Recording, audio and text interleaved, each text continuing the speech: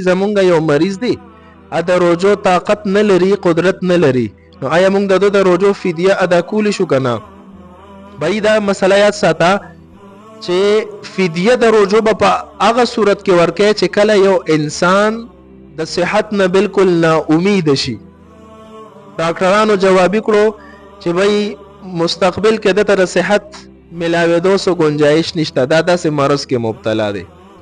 یا شیخ فانی دی بوډا شو دومره حتی ورسېدو د عمر چې مزید د روزو طاقت دا نه لري نو په داسې سړي باندې په داسې مریض باندې کو چې رمضان میاشت راشي نو داسې سړی د روزې فدیه ورکول شي کو د رمضان په ابتدا کې ورکوي کو د رمضان په انتها کې ورکوي داسې سړي د لپاره فدیه ورکول صحیح دي کو چرته دا د صحت امید وو چې مستقبل کې به ان شاء الله صحت ملو شي بیا هم د فدیه ورکول کوله جایز نه دي ها فقهاو دا جزئیه لیکلې ده کو یو انسان دغه دوه عذرونو په وجه چې شیخ فانی شو ډیر زیات عمر رسیده شو د روزو طاقت نه لري یا نوجوان دی خو په داسې مرض کې مبتلا دی چې د روزو طاقت بالکل نه لري د مستقبل کې د صحت امید شته او د فدیه ادا کړه د روزو